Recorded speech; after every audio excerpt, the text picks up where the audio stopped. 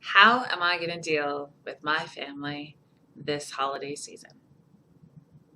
I'm Heather Elizabeth of AuthenticSexualYou.com, and that's what we're talking about this week.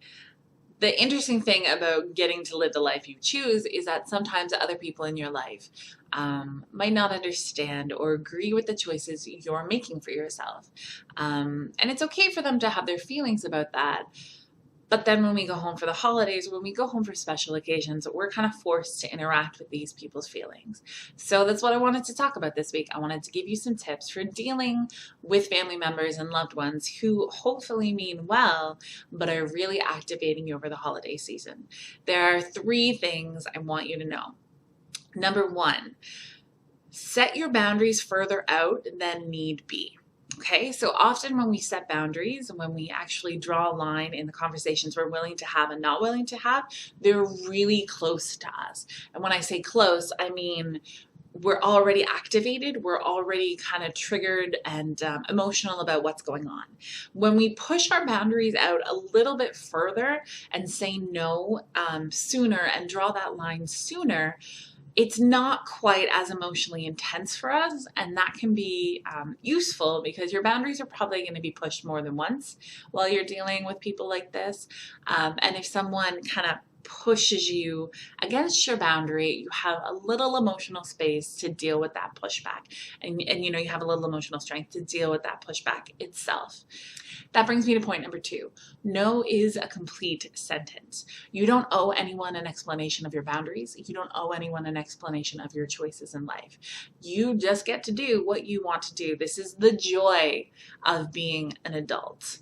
So if you say to someone, I'm not interested in talking about this, and they don't respect that, you don't have to follow up with excusing why you don't want to talk about it or trying to get someone to explain it.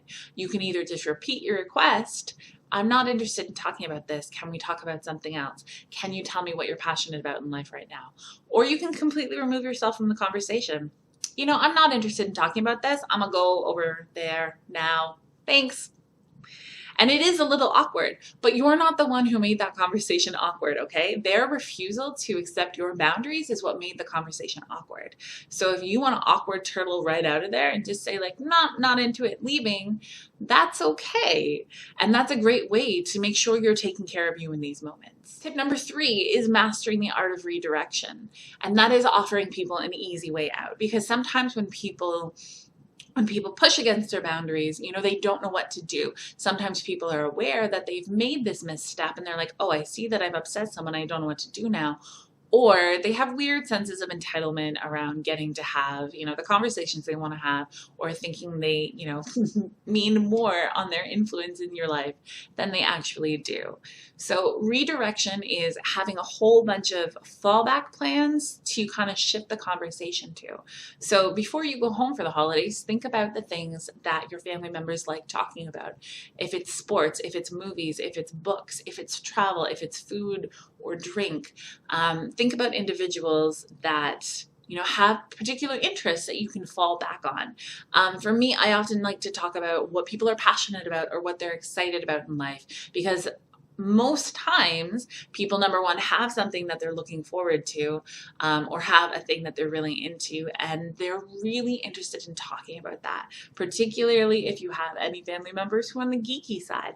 People like to talk about the things that they enjoy. So if you can redirect something with, that's not really an interesting topic for me. Tell me about what's exciting in your life right now. Or can I tell you what's going on in my life that I'm really excited about right now? Nostalgia is another great fall to plan. Hey, tell me about the first family Christmas you remember. Tell me about your favorite Christmas present ever. Tell me about the best Hanukkah dinner you ever had with this family. Tell me about your best New Year's Eve plans ever. Again, that gives people something to talk about. It gives you an easy way to redirect the conversation that you don't want to have, and it kind of gives everybody an easy way out of the awkward moment. So that's what I got for you. Set your boundaries early. No is a complete sentence. Master redirection. Take the opportunity, since you're going to have them, to practice setting your boundaries, to, shutting down and redirecting conversations you don't want to have, to learning how to excuse yourself and saying, you know what, I think I need more punch, excuse me, and just walking away from the conversation and really acknowledging and owning the fact that you don't owe anyone a conversation, you don't owe anyone an explanation, and you just get to do you. And that's it. And hopefully your family members will love and accept you.